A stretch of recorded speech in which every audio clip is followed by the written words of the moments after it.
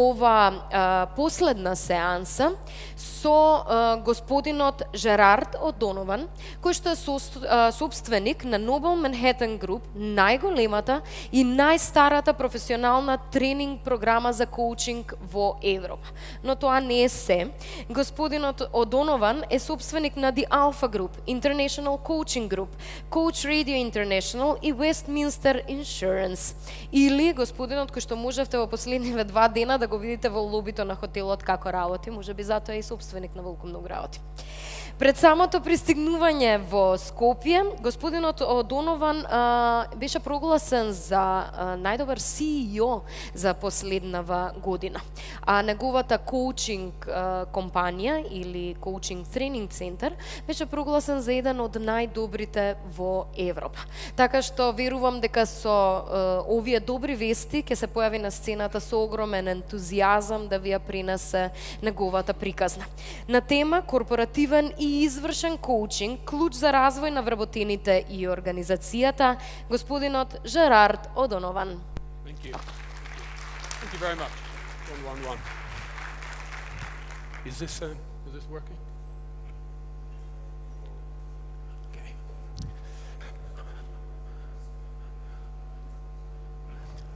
Good afternoon. Whoa. Good afternoon, everyone. Good afternoon. You know, it's a real joy for me to be here today. The purpose of my talk today is a combination of leadership and coaching. And I am not here to impress. I am, however, here to express my feelings, my thoughts, my understanding of how today, the world we live in, there is such a need for leadership and for coaching. I feel that today we are blessed, all of us. We are living in the greatest time of all mankind. I will make a prediction. I predict that in the next 7 years, the world will change more than in the last 80 years put together. And we'll talk about that in a minute, and I'll give you my reasons why. So therefore, if we are about to enter a world of change, the need for leadership is more than ever. The need for coaching is more than ever. What do? I do many things, but my love, what I have dedicated my life to, is coaching. That's what I do, it's what I live, it's what I eat, it's what I breathe. I absolutely love what coaching will do. Because coaching changes people. It helps them to build and grow and expand and create and to be all that they can be.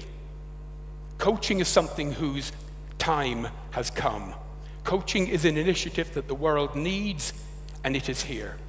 So today we're going to talk about corporate and executive coaching, the key to employee and organizational growth. Fortune magazine said 2 years ago, people don't leave companies. They leave managers. And that is so true in many, many cases. But I will tell you what people do not leave. They do not leave inspiring leaders. Inspiring leaders keep their people. Not every manager keeps their people. So, today we're going to cover leadership and coaching. And we'll talk about what's happening in the world. We'll talk about trends and techniques and methodologies and so on. But first of all, let's talk about leadership. Now, why is leadership important?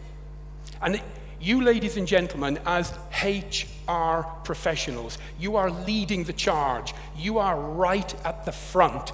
You are right at the battlefield. And your job is not just to develop leaders. Your job is to become leaders. Why is that? Because you see, in life, you cannot teach what you do not know. You cannot lead where you will not go. So if you want to develop leaders, you need to be leadership quality yourself. That is non-discussable, non-negotiable. So leadership, what do we know about leadership? Well, we know that today there are 300 different definitions of leadership. We know that today on Amazon, there are over 1,000 different books on leadership. And many of them conflict and they contradict. Companies today talk about leaders. They all want leaders. And they don't just want normal leaders. Some companies want thought leaders. Others companies want tactical leadership. Others want strategic leaders.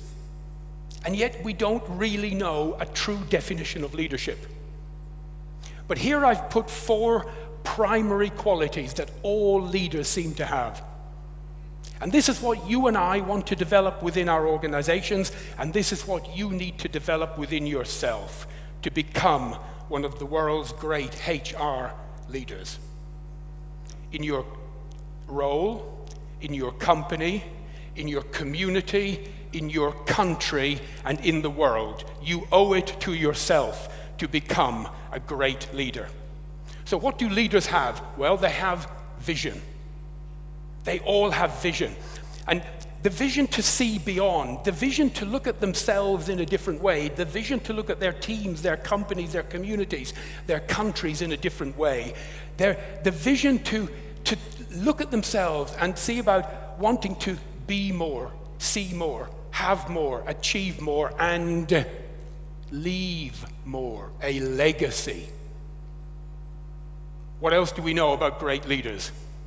Communication. They all are good at communicating. There were 2 great speakers of antiquity. One was a Roman. He was called Cicero. One was a Greek. He was called Demosthenes. And in those days, we didn't have YouTube or Netflix.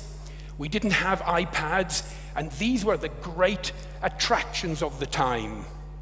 And when these men spoke, thousands would come to listen. The word would go out in the villages days and weeks before. And it was said of Cicero that when he spoke, men would stand in awe. They were awestruck. When Cicero spoke, men would stand in awe. And they would turn around to each other and they would say, "Boy, what a great speech. Wasn't that incredible? Oh, let's go to the tavern and have a beer and talk about that. That was worth coming for." So when Cicero spoke, men would stand in awe. When Demosthenes spoke, men would say, "Let us march. Let us march." They were willing to go to war. They were willing to lay down their lives and die when that man spoke. So Cicero was good, but Demosthenes was incredible. Men would die when he spoke. You see, as a leader, your job is to be able to communicate the vision, to communicate it well. There is no skill in the world like being able to reach out into someone's heart and to touch them with your feelings and your words, and to inspire those men and women. There is nothing like it. The ability to say it well. That is what we need to have. Next, being worthy of trust. What do we know of leaders? People trust them. They have honesty. They have a level of integrity. People look up to them and say, "I will follow you because I believe in you and I trust you. And I don't just trust you for you, I trust you for me, to do the best for me." And next, leaders are open-minded. They are not closed-minded. They are willing to learn and grow and improve, and they're willing to change whenever they have to. So these are the qualities of leadership. Coaching. What do we know about coaching?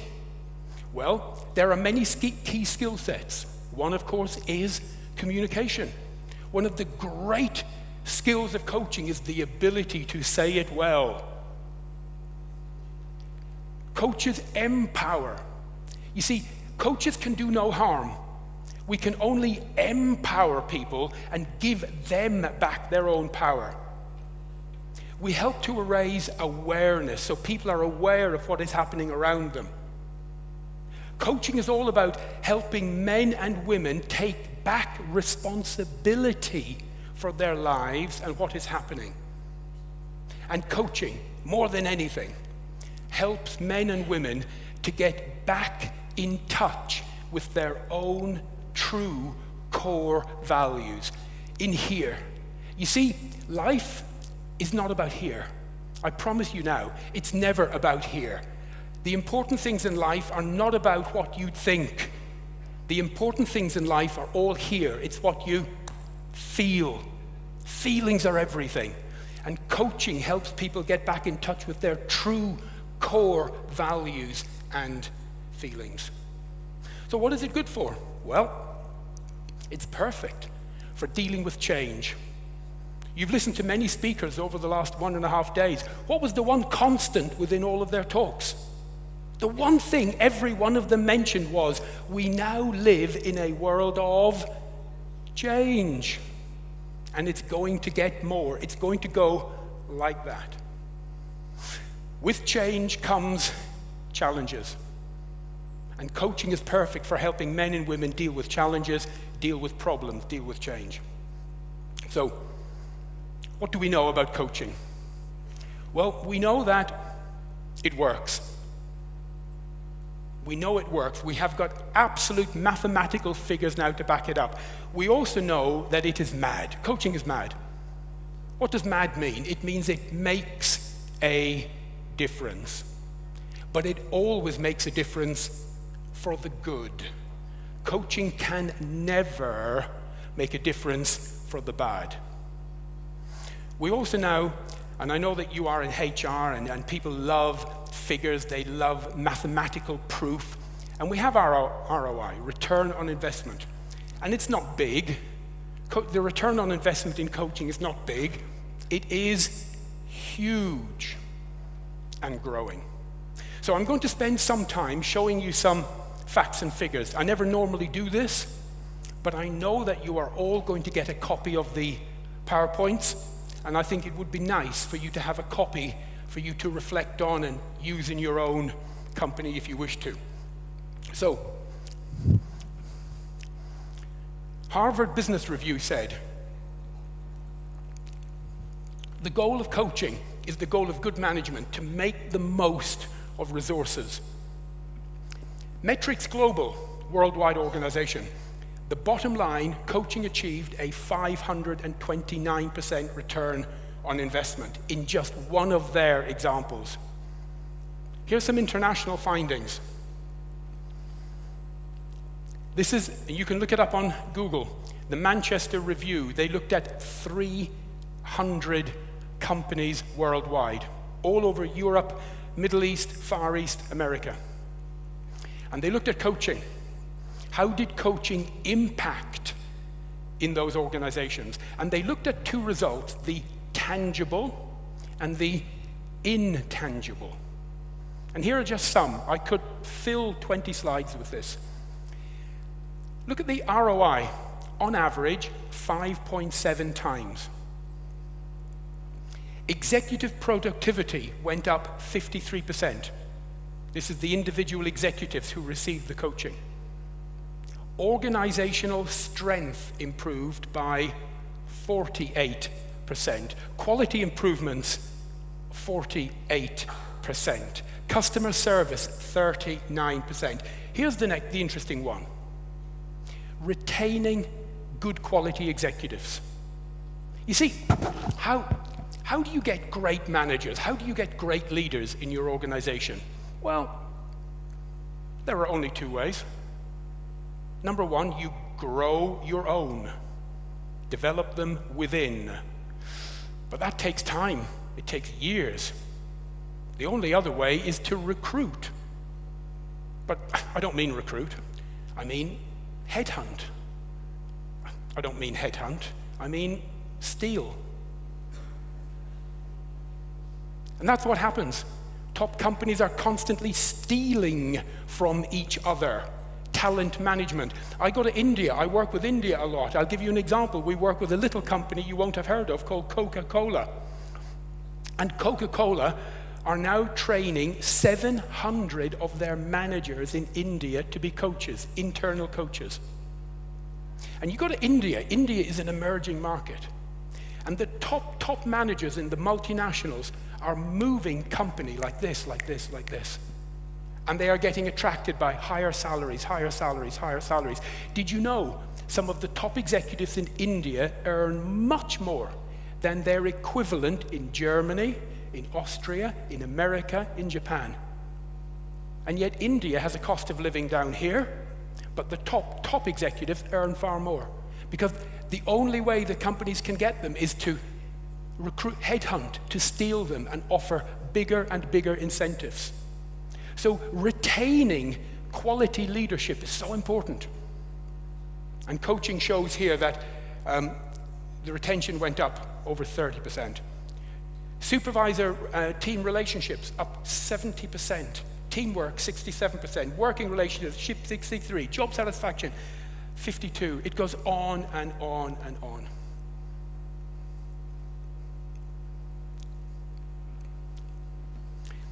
Look at the bottom line.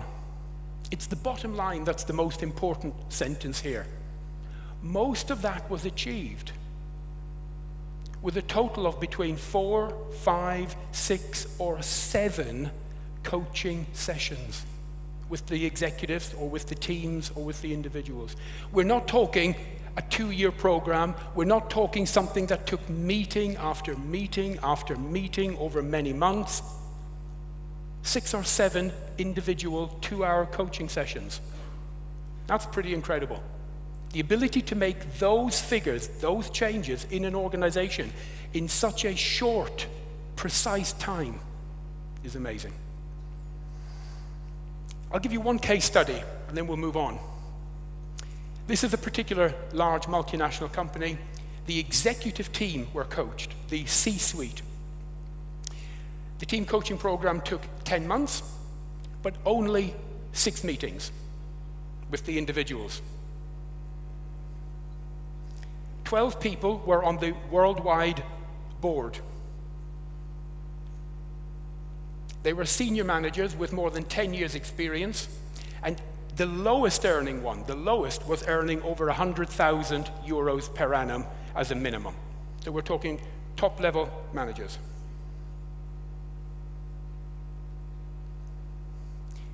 The average impact on the board decisions, every decision they made after the coaching initiative, they believe increased the revenue to the company by 1 million euros more than it would have previously. That's pretty incredible. Each and every decision after that. The estimated return on investment was 750%. And don't forget, they only had 6 meetings with each individual. And here are the measurable results that they got. Okay. Time effectiveness up 78%. The board meetings were so more efficient after that. Being able to make decisions up 66%. The quality of those decisions up over 50%. The impact, 44. Here's the interesting one. The willingness to share information. You see, a lot of people make the mistake that information is power. And if I have it, I'm more powerful than you, and I will keep it. It's like, the Lord of the Rings, Gollum, he says, it's my precious. No one is getting it, it's mine. And after the coaching, people were willing to share. So they communicated, they collaborated more. Managerial risks. People were willing to take risks. The degree of delegation, up 54%. Here's the lovely one, stress. People's internal stress in the company. I know none of you feel stressed, do you? No, of course not. But stress went way down. And profit sharing went way up. So all in all, wonderful. Now let's look at the world. So we've seen that coaching works. We now have a changing world. We have young, dynamic populations. I was doing some work for Nigeria recently. We work in over 30 countries now. And in Nigeria, the population is 170 million. 62% are under 24 years of age. 62% of the whole country is under 24 years of age. So 62% under 24. It's a young country. We're living in a young world. Here in the Balkans, have you noticed over the last 15 years the youth bulge coming up? You live in a young country. The future belongs to the young, whether you like that or not. It's the way it is. We have technology driving change. And you all know the technology we're talking about: telephones, webinars, Skype, smartphones, social media, cost-cutting, and being aware of our impact in the world. These are all having a huge change. And they are real. They're not something that you talk about that might happen. It's real, and it is here, and it is now. All countries in the world are in change. The only question is in what state. They are in various stages of demographic transition. 50 years ago, the population of this world was 3 billion. Today, it is over 7 billion. We have over doubled the population in one lifetime, less than a lifetime. Where are all those young men and women going to work? How will we employ them? How will we give them careers that make them feel meaningful? David Bloom talks about the youth bulge moving through the world right now. I was in Cairo a short while ago. Cairo has many universities. One university alone in Cairo, has 200,000 students. That's the size of a city. There are cities of 200,000. So we have this huge change in the world. It's rapid, younger workforce, moving up the value chain, increasing mobility, and people will move. They'll move quicker than they ever would before. Positive impact on globalization. Business itself is having to change. Things are becoming less personal. The old ways are not working, and this is very, very important. You can no longer say, well, that's always the way we've done it here.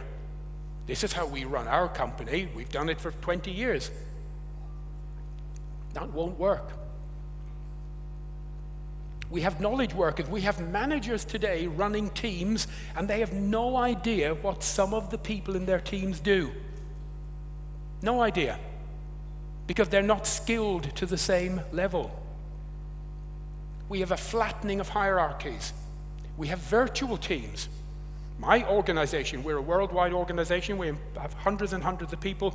Our head office has got people in America, India, Bangladesh, Ukraine, Romania, and the Philippines. And they are all part of our head office team. And we meet almost every day by webinars and Skype. This is the way things are going. I did a talk to a university in Warsaw, literally 2 months ago. I'm on the faculty of a number of universities, and I was talking to a lot of the professors. And I said, ladies and gentlemen, let me give you some harsh information. Let me help you to, we use a phrase in business. We say, it is crucial you face the brutal facts. Crucial. Face or confront the brutal facts. And I said, ladies and gentlemen, here's some facts for you. It is absolutely guaranteed there are people in the world who are better at your job than you are. And they are willing to do it cheaper. Now, they did not like that. A lot of people in the audience went, I'm a top professor. And I said, yeah, it means nothing. honestly, it means nothing. There are people in this world who can do your job better than you and probably cheaper. And we need to get aware of that. Stanford University in January launched the first ever MBA completely distance learning. Totally, utterly, 100% distance learning. And they are now marketing it in India, in China, all over the world, and you never have to go to Stanford, and you can get an executive MBA. And they have lecturers from all over the world who deliver the lectures by webinar, no longer face-to-face in a classroom. The world is changing, ladies and gentlemen.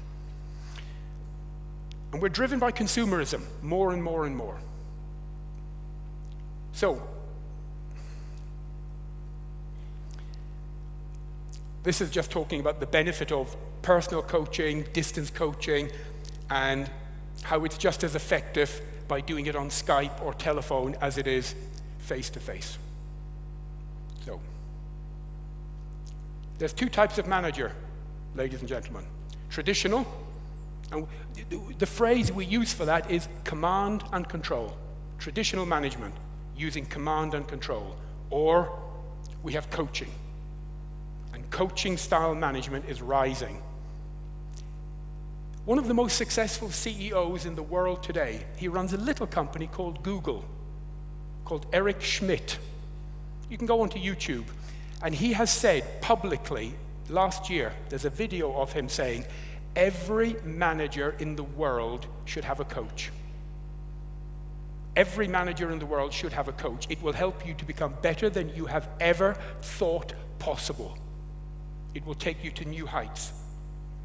Leadership is all about coaching style of management, not command and control.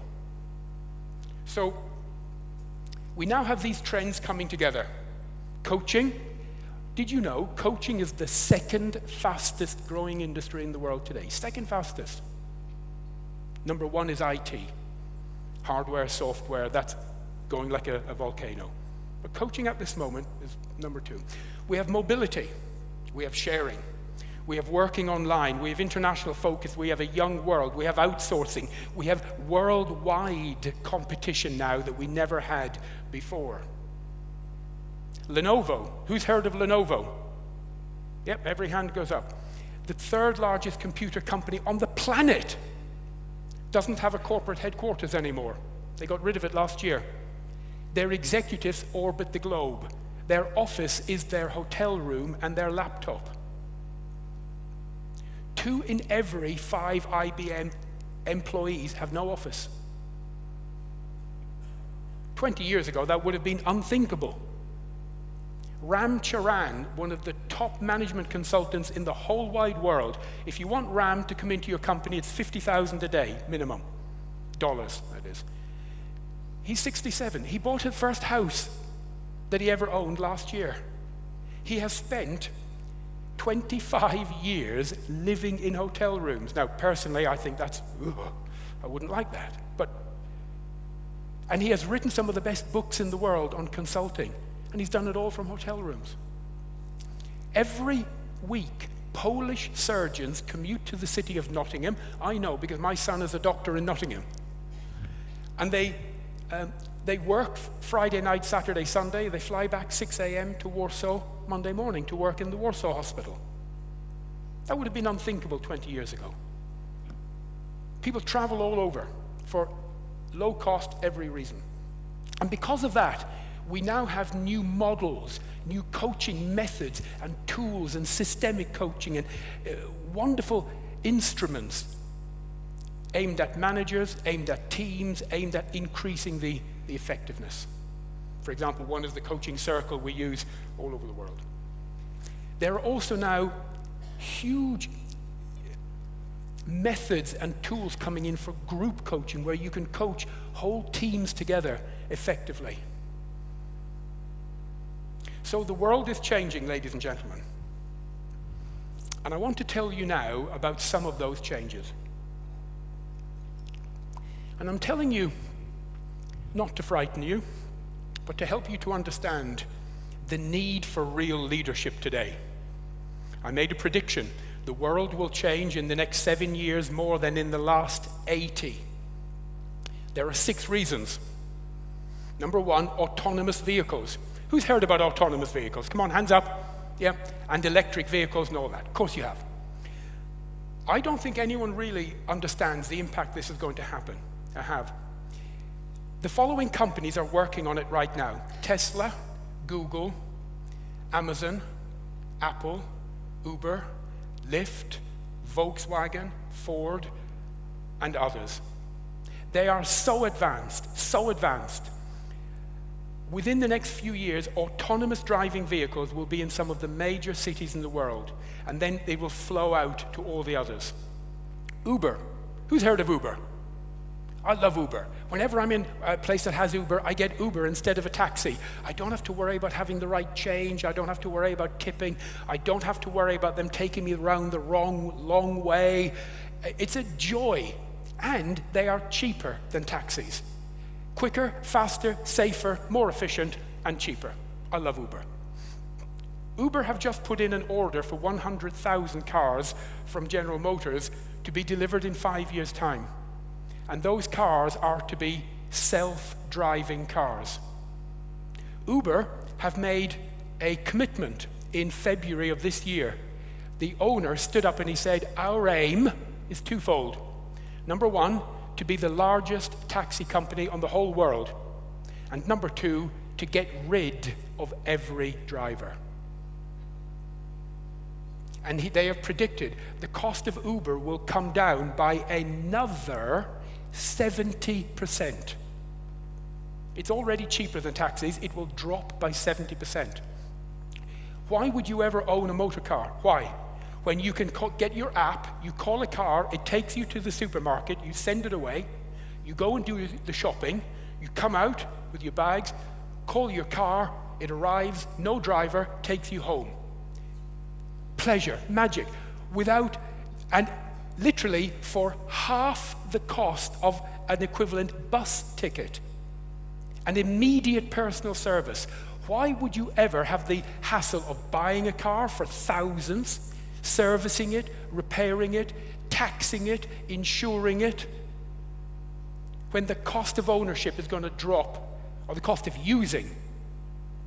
Right. Because of this, the autonomous technology for lorries, big trucks, is further advanced. The cost of equipping a huge 18-wheel truck and making it totally autonomous is now $18,000. What is the biggest cost to a haulage firm, a logistics company? What's the biggest cost? The salaries of the driver. They're all going to go, ladies and gentlemen. In America, there are 183,000 employed drivers. Within 7 years, most of them will be gone. They all have husbands, wives, children, mortgages, food to buy. What's going to happen? How will they do that?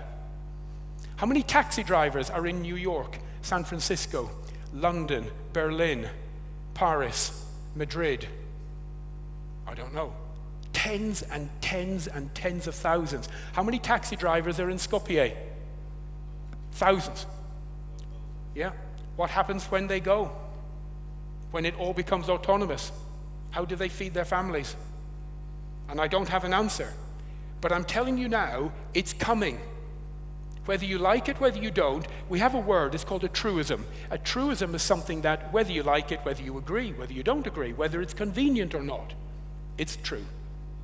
Autonomous vehicles are coming, and they're going to change the world. They believe that 50% of all car manufacturers within 12 years will be gone. 50%. Because you and I will no longer be buying cars if we can call one up whenever we need it and send it away. The people who will buy cars are the huge, huge taxi companies that will own thousands of them, but no drivers. So that's happening. At the same time, we have robotics. Factories are becoming roboticized, and they no longer need to employ the same amount of people that they have before. Heavy engineering, heavy manufacturing is now hugely progressing towards being completely automated. Donald Trump is wrong when he said he's bringing manufacturing jobs back. I promise you, he is wrong. There will be more manufacturing, but there will be less jobs, because you do not need the same amount of people to produce more goods. Then we have something interesting. We have AI, artificial intelligence. Let me read you something.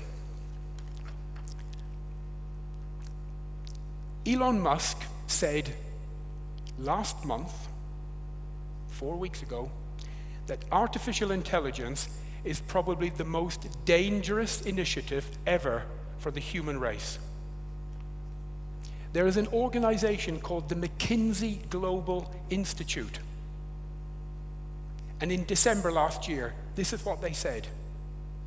Artificial intelligence will have an impact on society that is over 1,000 times more than the Industrial Revolution. Linked to artificial intelligence is deep learning. They have now managed to replicate many of the thought processes of humans, the way we learn.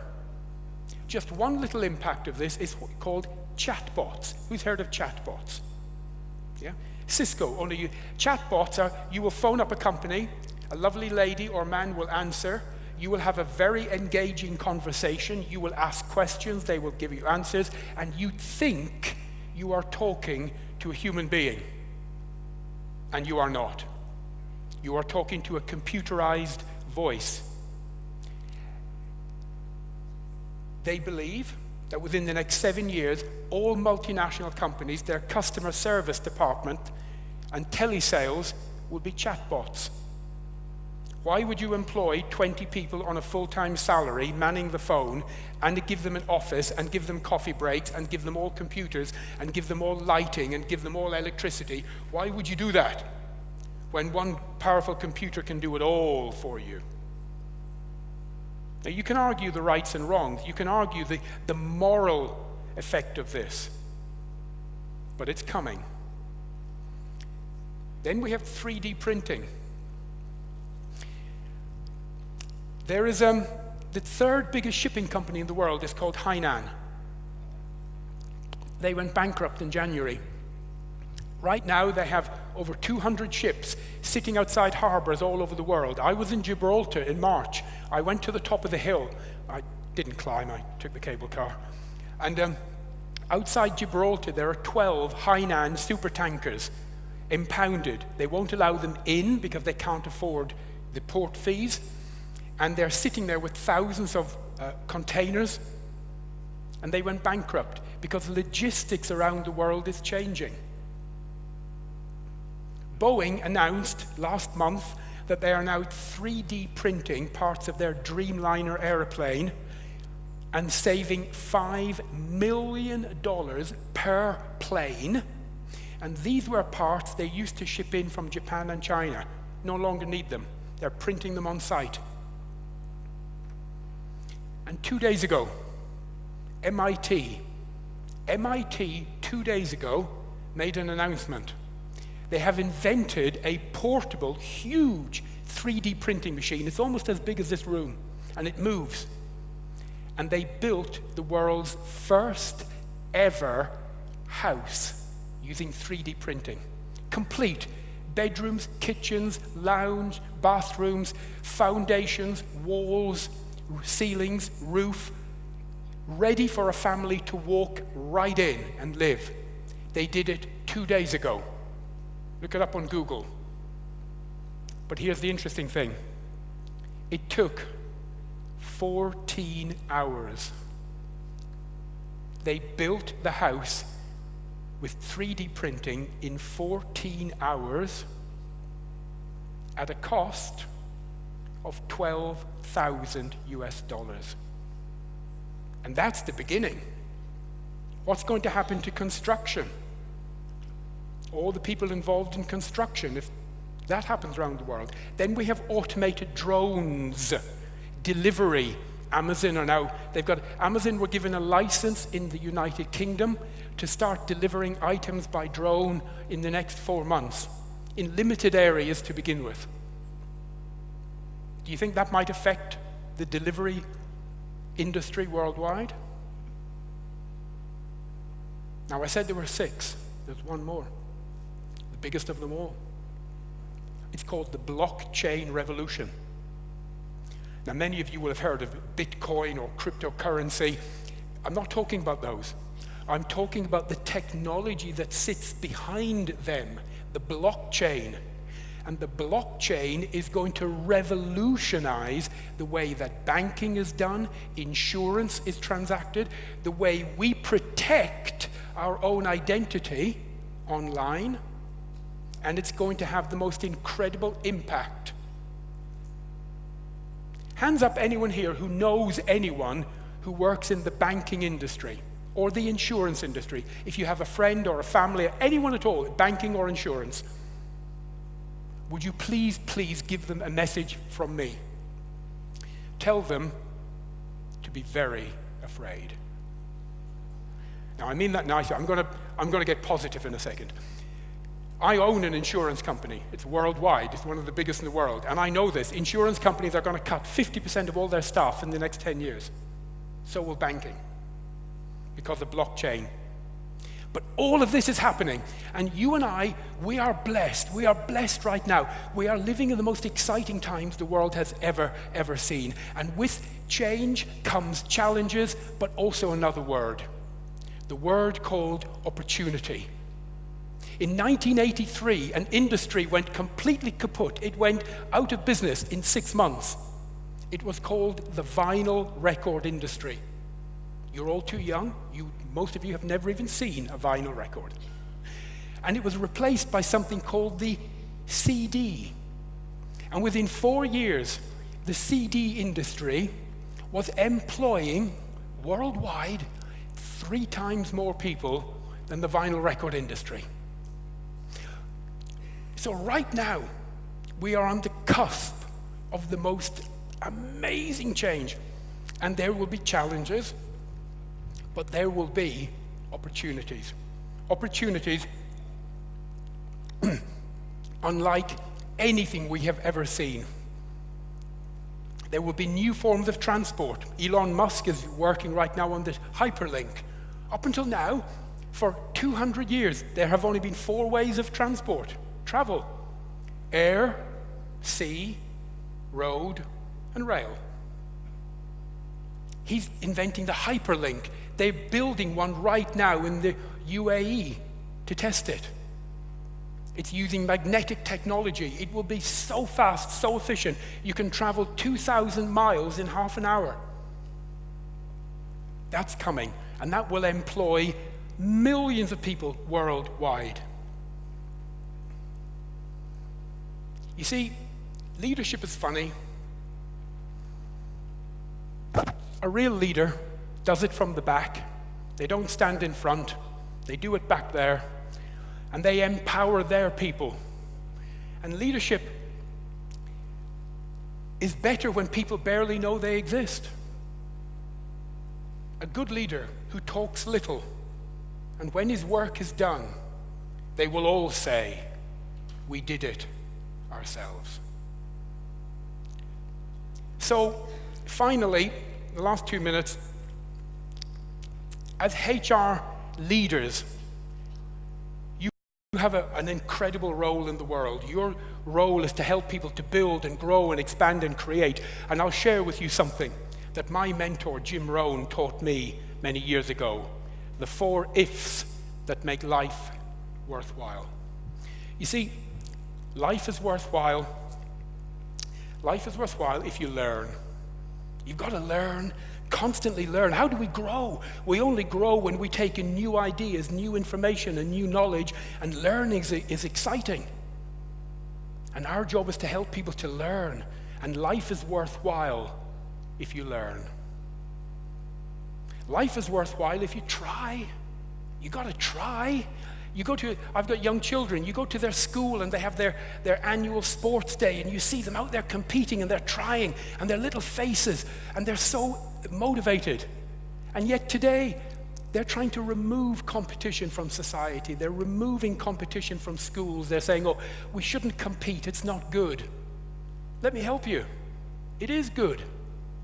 It is good to learn to compete. And how will you ever know? How will you ever know if you can do anything? You've got to try. Life is worthwhile if you stay. You've got to hang in there. You know, there's a book, and I'm not an expert on this book, but it teaches us that you first of all, you sow, and later on you reap. You get the harvest. But in the middle, there's the hot days of summer. The hot days of summer come to try us. They come to test us. So you plant in the spring, and you harvest in the autumn. But in the middle, life tests us. Can we hang on in there? Do we have the intestinal fortitude to hang on and to stay? Do we have the idea, and will we stay with that idea? And will we push it through and do everything we can? Life is worthwhile if you stay. And finally, life is worthwhile if you care. You've got to care. Caring is a basic human function. It's something we do. We care for the people we love, but it's just as important to care for the people you don't love, to care for the people you work with your colleagues, to care for who they are, to care for their dreams, to care for their goals, to help them become all that they can be, to reach out to those men and women with the power of your words, to reach deep into their heart and to help them to know that you care. You see, I learned something many years ago. People don't care what you know until they know that you care. And this is what real leadership is all about. People don't care what you know until they know that you really care. Today, we're changing. It's coming. So we need leadership. And the benefit of coaching turns managers into leaders. Last 1 minute, what's the definition? A manager does things right. A leader does the right thing. And there's a difference. And I wish you all the most incredible lives that you could ever dream of. And I wish you all to become the most wonderful leaders in your field. And I wish you all the success that you're prepared to work for. Thank you.